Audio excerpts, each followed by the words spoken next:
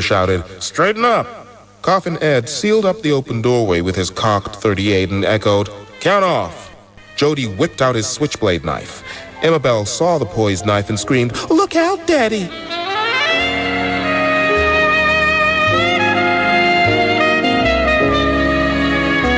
Chester Himes had been born in Missouri in 1909. His family wasn't rich, but it wasn't in poverty either.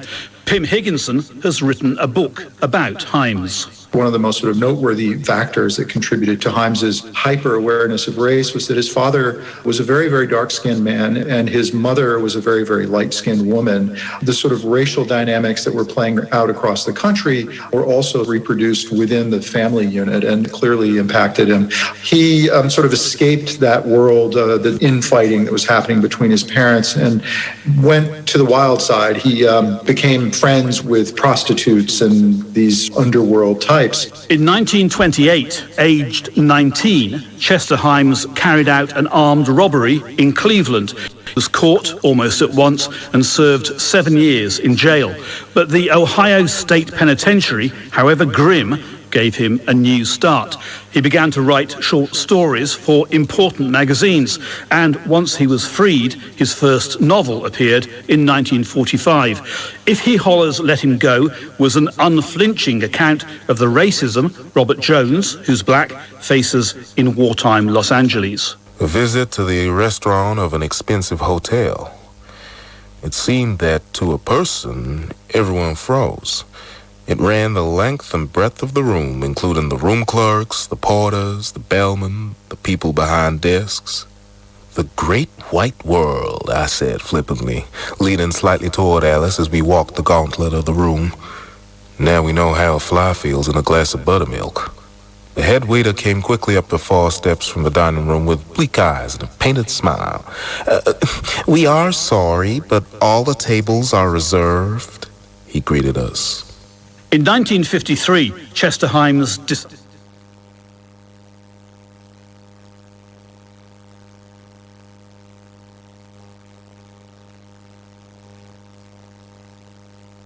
Baldwin, Ralph Ellison.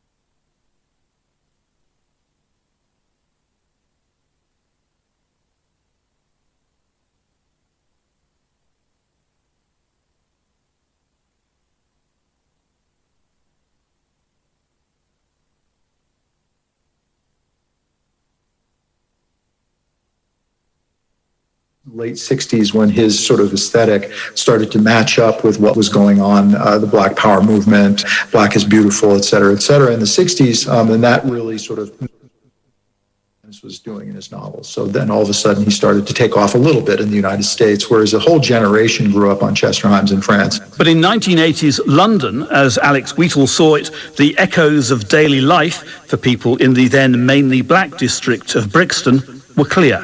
What was very distinctive was about the setting, Harlem itself. I mean, I could almost smell the streets, smell the crime and smell the characters. It was so vivid to me. And also the issues that he addressed. I've never seen that in any kind of black fiction up to that point. Not in his raw way, especially with the dialogue he used and the setting he used and the characters and what they got up to and what they represented. And for me, it was the closest thing to what was going on in Brixton that I'd ever read. The police, and sometimes the brutality of the police and the relationship they had with the black people in New York. It was similar to me to what was going on in Brixton. When you come to urban areas like Harlem or Brixton or anywhere else, sometimes the violence does shock you. Even though I found it gory at times and I had to flinch, I could no doubt recognize that kind of violence and rawness. Seems an obvious candidate for the big screen treatment. There were 2 adaptations in the early 1970s, but the most recent film was of A Rage in Harlem in 1991. Alex Wheatle believes Himes is long overdue a revival. Without him as inspiration, he may never have become a writer. I became more confident to present my narratives for reading Chester Himes, and I knew that it had already been done and it was valid. And these characters deserve their place in fiction. Chester Himes gave me that confidence to write about what I did later on, no doubt. The writer Alex Wheatle talking to me, Vincent Dowd. If you want to hear more of our programmes, we have a big archive available online. Just search for BBC Witness History. This is the BBC World Service, where Harriet Gilbert is here to tell us about this month's World Book Club. Yarjus's homegoing begins with 2 half-sisters who don't know each other. In a series of interconnected stories, we trace the bloodlines of these 2 women down 7 generations and across 2 continents, taking us from the Gold Coast of Africa to the dive bars of Harlem. World Book Club at bbcworldservice.com/documentaries. And in 30 minutes, The Conversation with Kim Chakanetsa. A woman who is left struggling to walk after a climbing accident talks about how yoga healed her, with the woman who left her high-flying corporate career to become a yoga instructor in New York. They'll discuss why the practice particularly appeals to women. This is the BBC World Service, the world's radio station.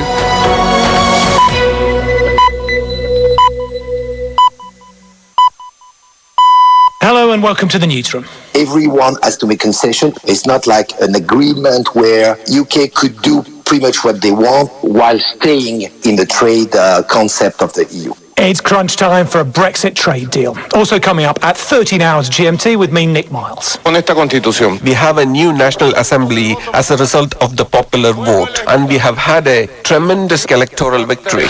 Great for Venezuela's president, but what does his new control of the National Assembly mean for democracy? We hear from Turkey, where doctors say the government is making the coronavirus pandemic worse. They didn't reveal the truth. When they don't reveal the truth, people can feel more comfortable and just take risks. Later, we'll meet the attack by a great white. And breakdancing is coming to the Olympics. Will sports purists get in a spin? All on the newsroom. Hello, I'm David Harper with the BBC News. The European Union's chief Brexit negotiator, Michel Barnier, is reported to have given a downbeat assessment of trade talks with Britain, briefing EU diplomats shortly before he resumed negotiations with his British counterpart. Mr. Barnier said he could not guarantee a deal would be struck and that differences persisted. The Irish Foreign Minister, Simon Coveney, spelt out the main sticking points. The 2 really difficult issues of the level playing field or fair competition and the governance around that and fishing still seem to be very, very problematic. There really was no progress made yesterday. That's our understanding. The British Prime Minister Boris Johnson and the European Commission President Ursula von der Leyen will discuss the state of negotiations later. If no deal is done by the end of the year, the UK and EU will introduce tariffs and border checks on goods. Officials in the Indian state of Andhra Pradesh say more than 400 people have now needed hospital treatment and one man has died because of an unidentified illness. Residents in the town of Eluru reported a range of symptoms in the last 2 days. Here's our South Asia editor, Jill McGivering. So far, the authorities seem baffled, but whatever the cause, the number of people being rushed to local hospitals has continued to rise. Some report fits similar to epilepsy, even a loss of consciousness. Others report vomiting or frothing at the mouth. Nearly 50 children are affected, although most patients are aged between 20 and 40. Initial tests of air and water and blood samples haven't revealed any possible cause. All the patients tested negative for the coronavirus. A strict new lockdown has begun in the most populous US state, California, as COVID-19 cases surge. More than half of California's 40 million residents are subject to a stay-at-home order. Average daily coronavirus cases in the state have jumped sixfold, and hospital admissions have quadrupled since October. The European Union's foreign ministers have agreed to adopt legislation similar to the Magnitsky Act in the United States, which allows the imposition of sanctions on human rights abusers anywhere in the world. Travel bans or asset freezes can be ordered, regardless of where the crimes were committed. Heiko Maas is Germany's foreign minister. It means that in future the European Union can sanction the most serious human rights violations, so those who torture, where there's human trafficking, where human rights are not respected. In future, those people should no longer be able to enjoy carefree shopping in Europe. China's Foreign Minister Wang Yi has said he hopes relations with the United States will return to objectivity and rationality when Joe Biden takes office as president next month. Speaking to a group of US business leaders in China, Mr. Wang called for the US to change its attitude towards Beijing. Relations between the two countries have deteriorated this year. I'm David Harper with the latest world news from the BBC. India's Prime Minister Narendra Modi has inaugurated a metro project in the northern city of Agra, which should reduce air pollution in the area surrounding the 17th century monument, the Taj Mahal. The first part of the new metro will take 2 years to build. Eventually, it aims to link the Taj Mahal and other historic monuments to railway stations and buses. Pope Francis is to travel to Iraq in March, the first ever papal visit to the country. The Vatican said the 4-day trip was at the invitation of the Iraqi government. It will be the Pope's first international trip since the start of the pandemic. War and conflict has led to a mass exodus of Christians from Iraq. There are currently an estimated 3,000 to 4,000 living there. A court in Algeria has sentenced a prominent pro-democracy activist, Karim Tabou, to 1 year in prison and a fine of $770 for harming national security. Yusuf Taha reports. Mr. Tabou has been one of the most recognized faces of the popular protest movement, which toppled President Abdelaziz Bouteflika in April last year after 20 years in power. He was charged with weakening the army's morale last March and was jailed for a year. But he was released in July following an international outcry by human rights groups who called it a sham trial. Last week, the prosecution demanded a 3-year sentence, but the court in Tipaza handed him a 1-year suspended sentence. Yusuf Taha reporting. The publishing rights to Bob Dylan's entire back catalogue of music have been acquired by Universal Music Group in what's thought to be one of the largest such deals in history. The deal is reportedly worth hundreds of millions of dollars and encompasses 600 songs spanning 6 decades, including hits such as Blowing in the Wind and The Times They Are A-Changin'. Dylan, a Nobel Literature Prize winner, has been in talks with Universal for years. Live from London, that's the latest BBC News. Hello and welcome to the newsroom from the BBC World Service with me, Nick Miles. Talk about leaving it to the last moment. EU and British negotiators have been trying to thrash out a post-Brexit trade deal for the best part of a year now, but there's a lot to do and time is running out fast. To be fair, reaching a deal between Britain and 27 EU nations, all of which have their own pet projects and red lines, was always going to be tough. The EU's chief negotiator, Michel Barnier, said that he's neither optimistic nor pessimistic, but realistic about the prospects of a deal now. He was briefing EU ambassadors a few hours ago before talks got underway again in Brussels. Bruno Bonnell, a French MP from President Macron's En Marche party, said Britain will not get everything it wants. There are some remaining issues that might be complicated to resolve. So everyone has to make concession. We're still in the position where we want to make clear that a Brexit is a Brexit. It's not like an agreement where UK could do pretty much what they want while staying in the trade concept of the EU. Kevin Connolly is our correspondent in Brussels. I asked him what differences and arguments still remain. I think the honest answer is, and it's a time for honesty here, we don't really know. We know what the issues are. They're really, I think, about how easy it should be for the UK to diverge from European Union standards in the future.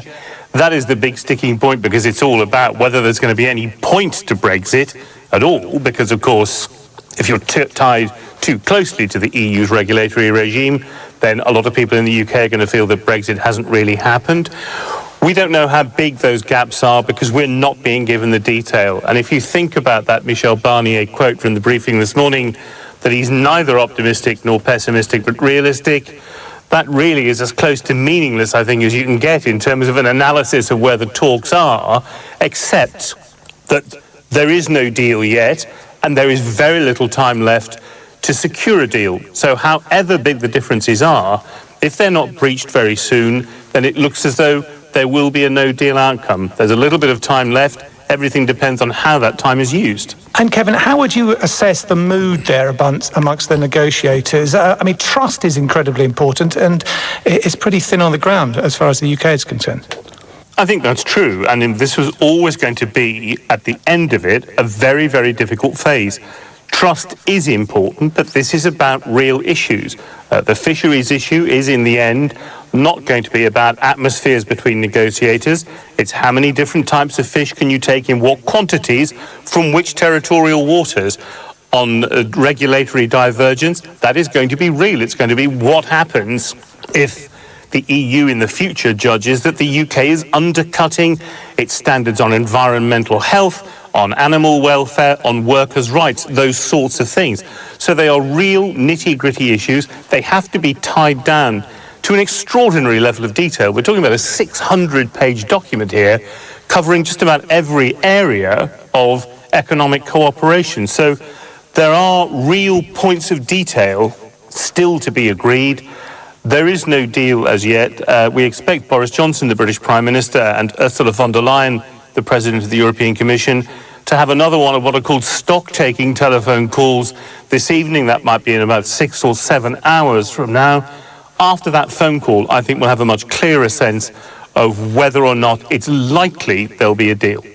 Let's get the British view now. The UK's Foreign Minister, James Cleverly, is upbeat about the progress.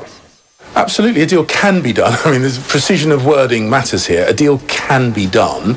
There is an opportunity to get a deal that works in the UK national interest, that also works for the EU. The one thing we have learnt from negotiating with the European Union is these negotiations often go to the last minute of the last day.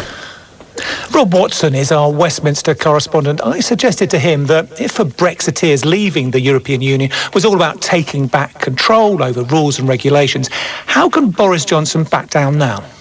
Here is the nail, Nick, and you have smacked it right bang on the head, because if you like, that's the inherent tension in the whole of the Brexit project right from the start. I mean, if Brexit is about anything, and it was rather poorly defined at the start, it's about the right for Britain to do its own thing, to diverge from Europe's rules and regulations. But how do you do that?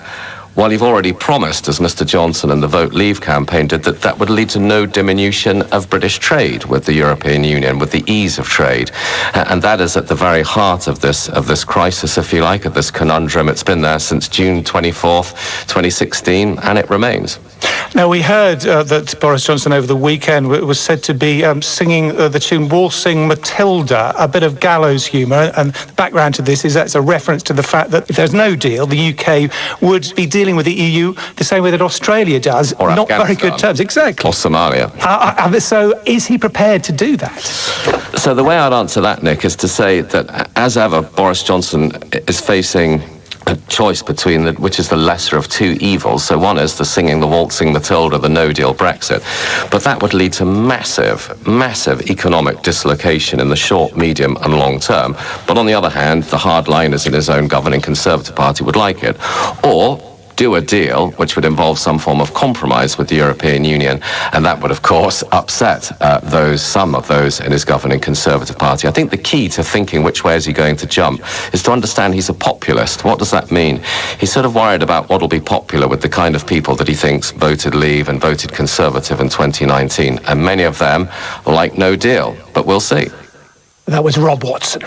And let's go to the US now and look at the coronavirus situation there, because more than 23 million Californians have been told to stay at home unless absolutely necessary. That's because COVID-19 cases are rising really fast. The measure is part of a new strict lockdown that's just come into force in that US state, the most populous in America. Many businesses are going to remain closed and people are banned from meeting anyone from outside their household.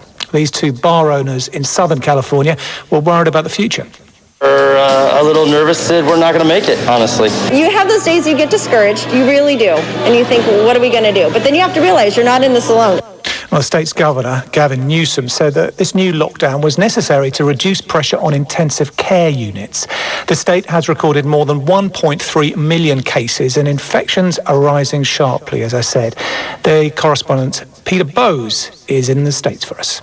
Well, yes, I'm in Los Angeles County right now, which is the worst affected area in the country. Across California, 30,000 new cases on Sunday, about a third of them in Los Angeles County. It couldn't be much worse here, and that's why the most severe of stay-at-home orders, it's not a complete lockdown, but a severe stay-at-home order will come into force, affecting millions of people across the state. Los Angeles, the major cities, Los Angeles and San Francisco, and surrounding counties are the worst affected. It means that restaurants are closing apart from delivery of food. The stores, the shops, including grocery stores, will be restricted to about 20% capacity. I think generally people are taking notice of this. We've had some quite severe warnings by local officials. And the threshold here is when the emergency wards, the emergency beds, get down to a capacity of 15% or less. And it looks like, and we've been told that in several areas they're just about hitting that 15% capacity. That's when it triggers these stay-at-home orders. And there have been warnings that within a week or so they could be coming pretty close to having no capacity.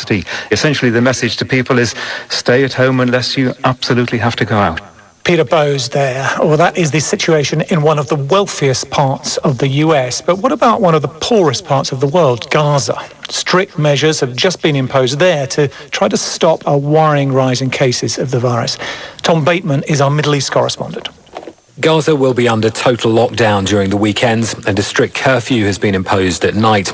Concrete blocks have been in use for weeks now to seal off areas with high infection rates, and checkpoints are in place on many roads.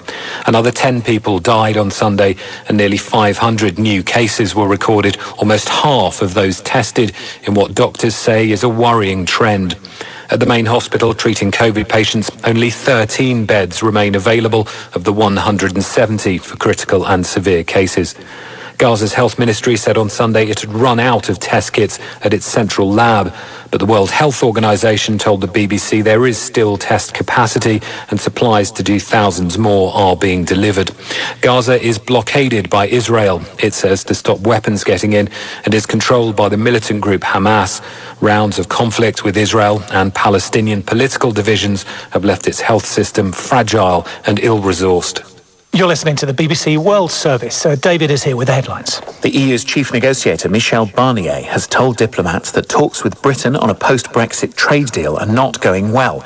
A mystery illness has left hundreds of people needing hospital treatment in the Indian state of Andhra Pradesh. And millions of people in the US state of California have been placed under a new coronavirus lockdown, following what an official says is a viral tsunami. Thanks, David. Doctors in Turkey say that the coming weeks are going to be critical to see if COVID infections rates can be reduced. New restrictions are in effect, including weekend lockdowns and nightly curfews. The country is now fourth in the world in terms of new infections, with around 32,000 every day. That's according to official figures, but the Turkish Doctors' Union is accusing the government of a cover-up. Our international correspondent, Ola Gerin, reports from Istanbul. An imam says funeral prayers for one of the latest to die, an elderly man called Kamal. At the graveside, his son-in-law, Bunyamin, tells me it's the people, not the government, who are to blame for the second wave of COVID raging across the country. Ben hükümeti başarılı buluyorum, fakat vatandaşları sorumsuz buluyorum. I think the government has been doing the right thing, but the citizens are irresponsible. We wouldn't have these problems if people had precisely followed the government's advice. We have to wear masks, keep social distance, and avoid crowds. That is the best we can do for now. I think the government has been very successful. But doctors here say the government has been burying the truth by concealing how fast the virus is spreading. 50,000 new cases per day is the exact number that we reached through the surveys. That's the real number of new infections every day, according to the head of the Turkish Doctors' Union, Şebnem Korur Fincancı. Until recently, the government was only admitting to 6,000 a day. She says lives have been put at risk. They didn't reveal the truth. When they don't reveal the truth, people can feel more comfortable and just take risks.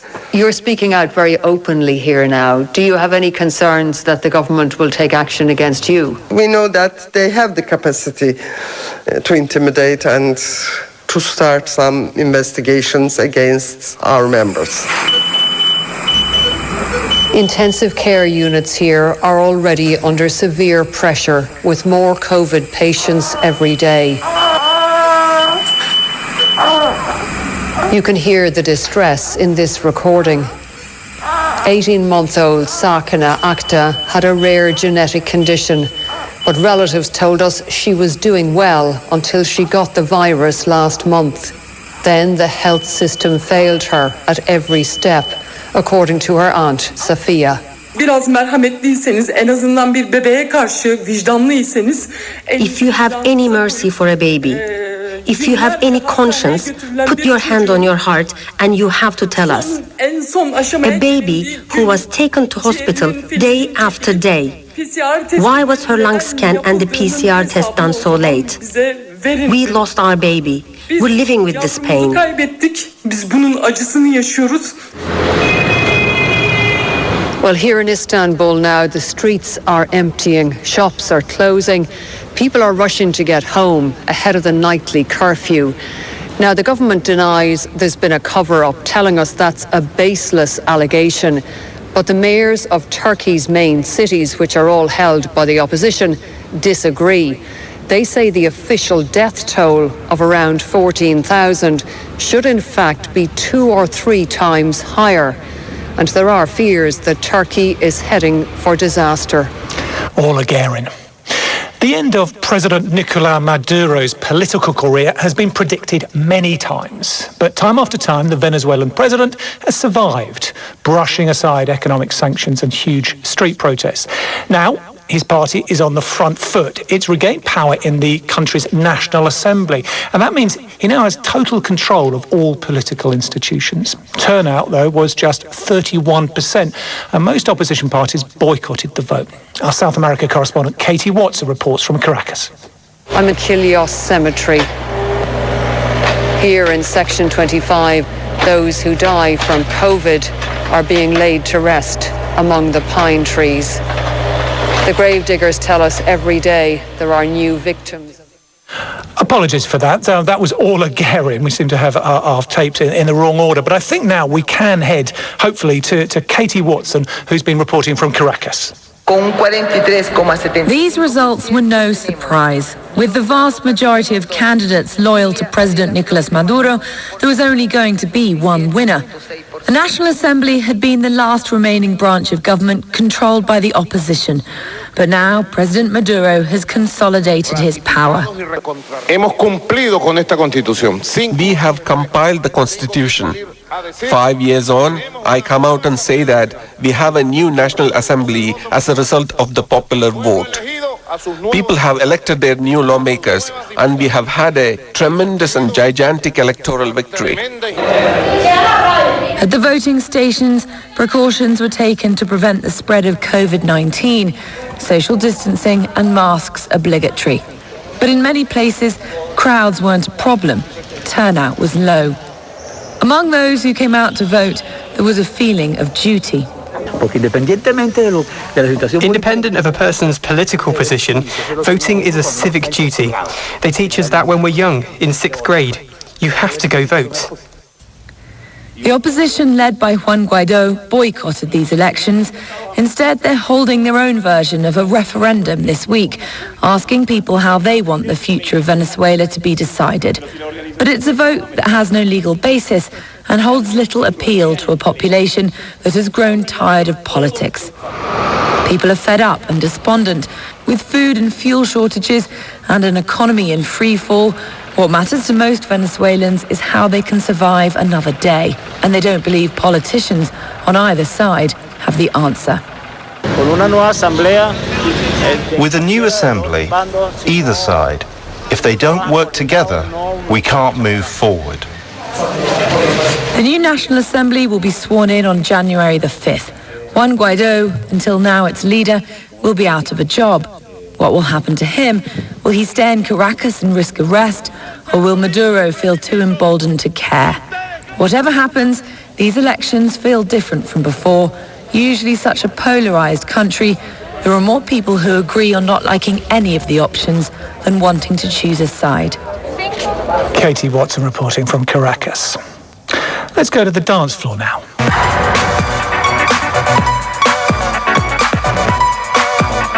The staple of clubs and streets in the 1980s, breakdancing, is now set to become an Olympic sport, no less. The International Olympic Committee are announcing today which events are going to make it into the Games. Our sports correspondent Alex Capstick is joining me now. Alex, breakdancing, quite unusual, you would have thought. Why is it being included? Yeah, this is quite radical, you'd think.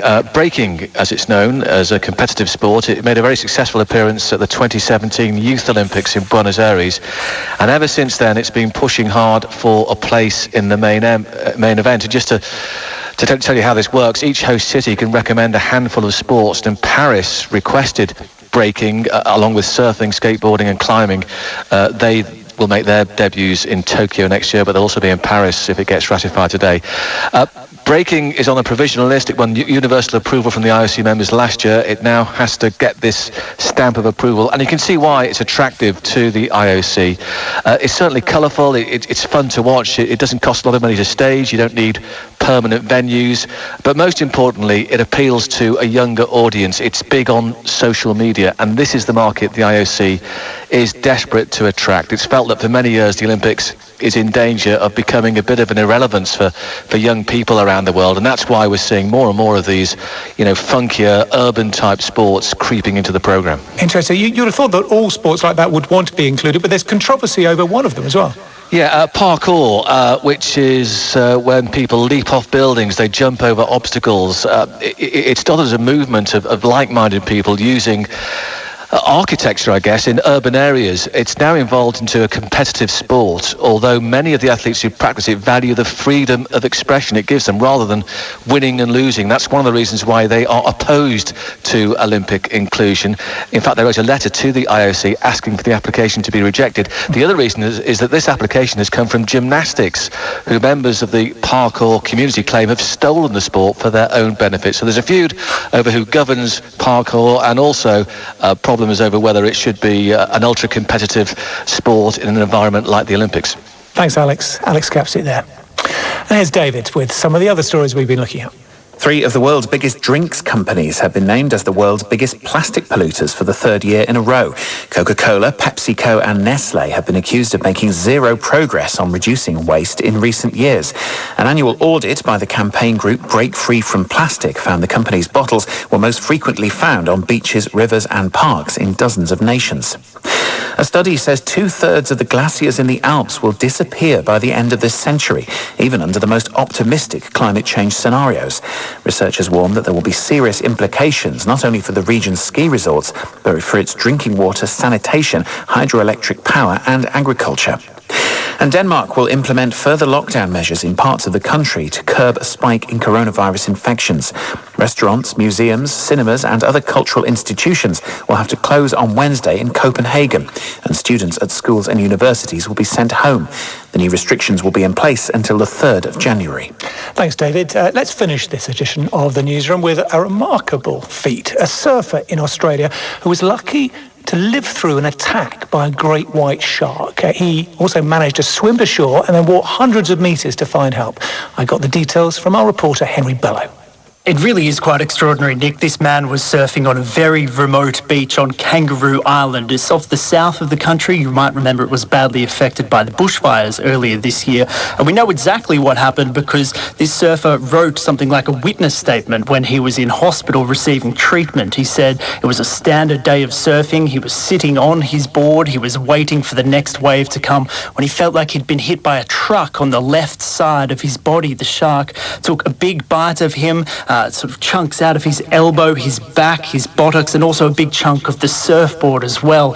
And when he turned around, he actually got a glimpse of the shark as it turned and swam away from him. Luckily, it didn't come back to him, so he was left in the water, as you can imagine. A lot of pain, panic. He had a bit of his surfboard. He clung to it, and he managed to swim back into the ocean, which is quite extraordinary considering the injuries that he did have. And then when he got to shore, he still had to get to hospital. Yes, and because this beach is so remote, the closest person to him was 300 metres away, so nobody could hear him scream. He walked that distance on his own through the sound. He found another surfer who was in the car park, who was unpacking, about to go for a surf himself.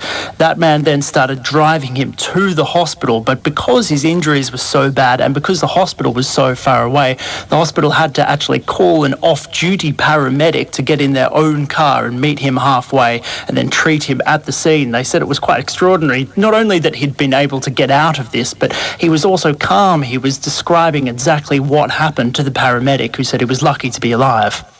Well, no news as to when he'll be back in the water, but from the sound of things, it won't be long from his personality there. That was Henry Bellow reporting, and it brings this edition to a close. Many thanks for your time. Bye-bye.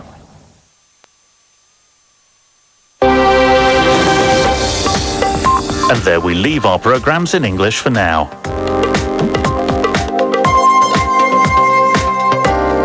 Coming next,